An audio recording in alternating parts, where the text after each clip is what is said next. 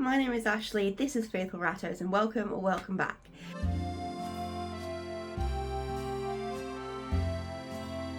So in today's video I'm going to be talking to you about hormonal aggression and how it's a health issue and how we can treat it and all that sort of stuff. And I'll also be sharing a case study of one of my rats who suffered with this. However, before we get into that video, I'd like to show you this. So this is a photo of my boys and it's on this calendar. So I adopted 3 rats 2 years ago from an organisation called Animal Care and Rescue Twickenham, and every year they come out with these calendars with photos of the animals that they have adopted out. So this is the small furry one. They also have a rabbit one and a guinea pig one. I feel like there might be a cat one, I'm not sure, but anyway, they're £10. And obviously all the profits go towards their charity of them helping to rescue animals. And they do rescue rats and they do a fabulous job at it. And these are my boys on the cover. So this is Osiris, one of the boys I got from Animal Care and Rescue. This is Stendar.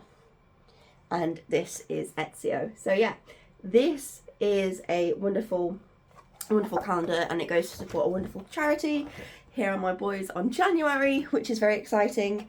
And yeah, there's lots of others. There's chinchillas and hamsters and stuff. And oh, this is a dagu, I think. They're £10, and if you want to buy 2 of the same one, then it's £15. But they're really nice quality, really thick.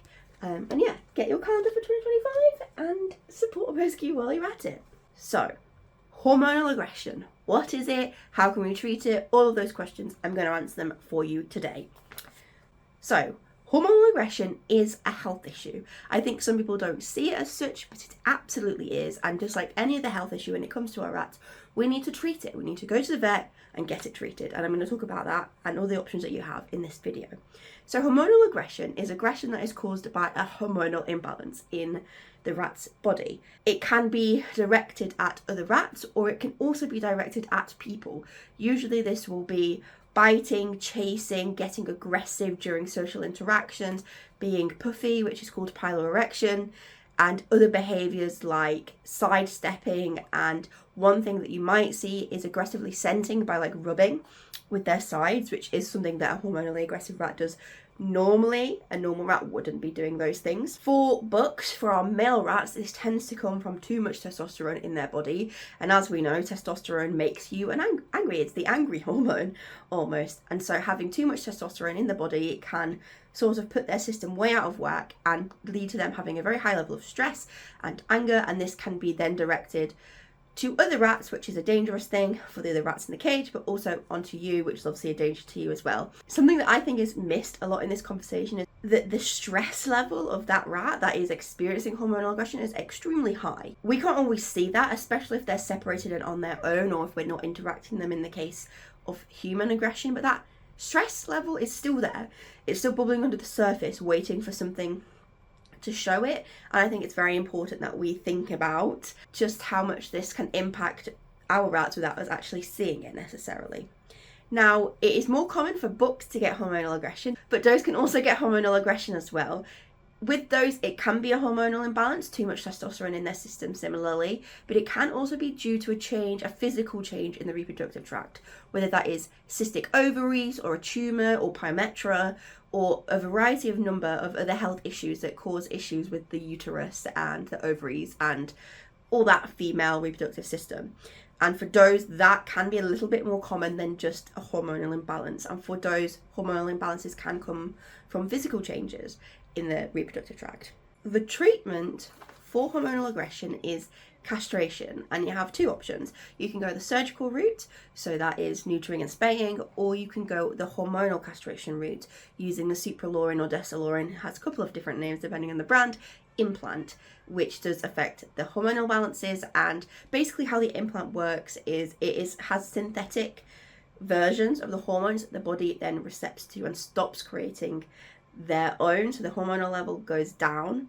The receptors still have something to catch, but it doesn't have the same effect, and that's how the implant works. And the implant is an injection, and it goes usually between their shoulder blades, and it can last generally from 6 months onwards. Some people say that they have the effects and it wears off.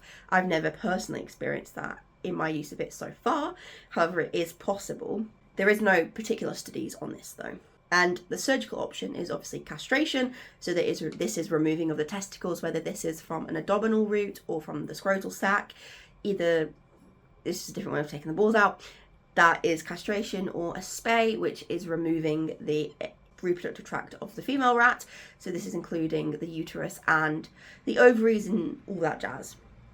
Some vets may choose to leave behind the ovaries, but I think generally you want everything gone. Both are really good options, but it really depends on the situation that you have, the rat at hand, as to which one you'll go for, the availability of vets and things like that. So I'm going to go through some pros and cons of both methods that I have considered and I've heard spoken about that can help you to make the best decision based on your rat and your situation. So obviously the implant is much less invasive, the recovery time is much lower, and the anaesthetic risk is also much lower. This is due to the fact that they do need to be put under for this to happen, but it's just an injection, so they're only under anaesthesia for a couple of minutes, whereas in a surgery it's obviously much longer than that, and then they've also got the surgical recovery and the healing to do. With the implant, they don't have to do that. They knock them out, make them a bit sleepy. Sometimes they even do it just with sedation. They give them a needle. Sometimes they put a bit of wind glue on the hole, because it is quite thick of a needle and the implant is quite thick, to make sure the implant doesn't come out, but that's it. And it is very, very much less invasive. Obviously castration or spaying is more invasive, but there are advancements happening all the time to make these surgeries much less invasive. Surgical neutering is more likely to resolve the issue forever, especially in the case of those, as I mentioned, if there is something going on, a physical change in the reproductive tract, the hormonal implant is not going to affect that as well, and the issue can still persist. So if you have a doe, I would consider leaning more to spaying than I would the implant, but an implant can work, but if there's a physical change, then it won't work. There is some evidence to suggest that they can run out, that the implant is metabolized by the immune system, by the body, and that at some point they become redundant. And sometimes that means that a rat will either need to be neutered after that, or spayed after that, or have another implant inserted. Another thing to consider is that getting the implant doesn't make them infertile, which means that if you wanted to house your male rat with female rats after the procedure, you wouldn't be able to do that with the implant, and the same vice versa. I have heard of people who say that it does, but I personally wouldn't want to take that risk, especially if you have rescue rats or you're not a breeder and things like that. You don't want to run the risk of passing down hormonal aggression in the genetics to future babies that you will have to deal with. So if you choose to go for the implant, they must remain in the same sex groups. So that is a bonus for the surgical route, because this means they can go in with the opposite sex and not cause issues on that front. And that gives you more options in finding a group for them. And in more severe cases of hormonal aggression, where the aggression is more severe and they are more distressed, I may sway it towards surgical for that reason, to give you more options at getting them settled into a group afterwards. The implant is less of a risk, as I mentioned, but it is more expensive. The implants themselves will cost you about £130. I'm not sure about other countries, but that is just here in the UK. The implant itself will cost you £130. That is without vets doing an upcharge on it, and also the procedure costs. So some vets will charge for a procedure, some vets will charge a procedure cost, and you've got the cost of the anaesthetic. Some vets will do discounts since it's only a short anaesthetic, but some won't. So that means that even my vet, that I think is quite cheap, I paid £200 for an implant back in January of 2023. So, you know, that's quite a bit more expensive than what I spend on a neuter, which is £111 at the same vet. So there are some things to consider there. I do think though that you're more likely to be able to get quick. I do think you're more likely to be able to get in quick for an implant, because it's less time in the surgical schedule that is needed, and so there is more chance of you being able to slot in, whereas if you go for a neuter or a spay surgically, then you're going to need more time in the schedule, which is going to be more difficult. So it really depends on the situation of your rat, what you decide to do and why. I will share 2 case studies of my own rats and tell you what I did and why I chose to do those things and how it helped them Let's go.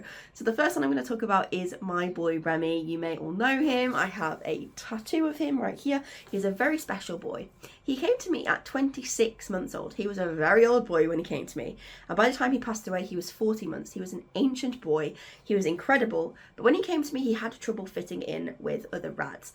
I think it was actually due to anxiety, and I think perhaps doing the implant on him may have made this anxiety worse for a little while. However, it did help him overall, and he did end up getting friends afterwards. I chose with him to go for the implant, and the reason why I chose an implant for him is because of his age.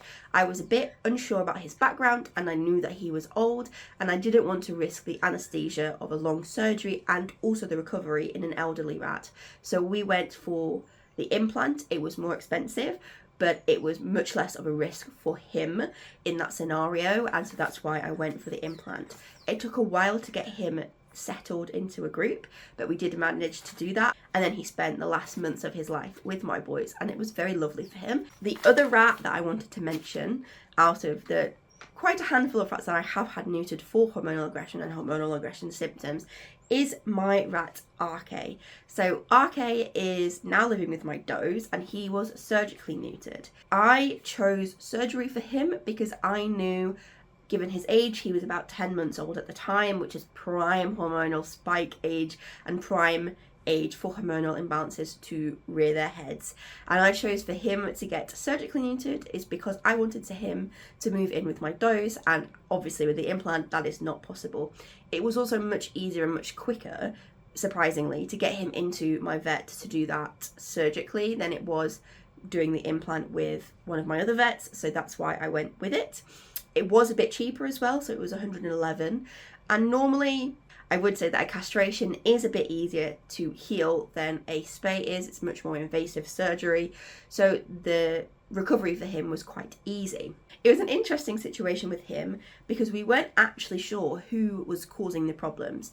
We had seen a couple of injuries come up in our book group at the time, and we hadn't seen the behaviour that was associated with them. One thing that happened that was really concerning to me is that my boy Sinner ended up with a gash on his testicle, and this gash was clearly from a bite that had been started and then he'd moved and it turned into a gash. Thankfully Sinner healed fine, and he didn't need to get neutered or anything. However, a rat that is biting in that specific region is very, very worrisome. This is a very aggressive move. This isn't something that generally happens in rat fights or rats that aren't having an extra level of stress and aggression. So this was a very serious injury to find, and it was very stressful because I still didn't know who caused it. It was very hard to discern what was going on because when we were there, and my partner Rat Dad is home all the time, and he hadn't noticed anything, and there was nothing really visible on the camera either. It was very difficult, and eventually I saw over the course of maybe 2 weeks that the level of chasing that RK was doing was very, very big. And once I separated him and his brothers from the group in preparation for his surgery, what do you know, the group dynamics were perfect. Everyone was much less stressed, and so I knew that it was him that was causing the problems. So he got neutered. He now lives with my does, and he's living a wonderful life with his lady friends, and it's absolutely incredible. And he healed up perfectly fine, and yeah. So those are the two case studies that I wanted to mention to you.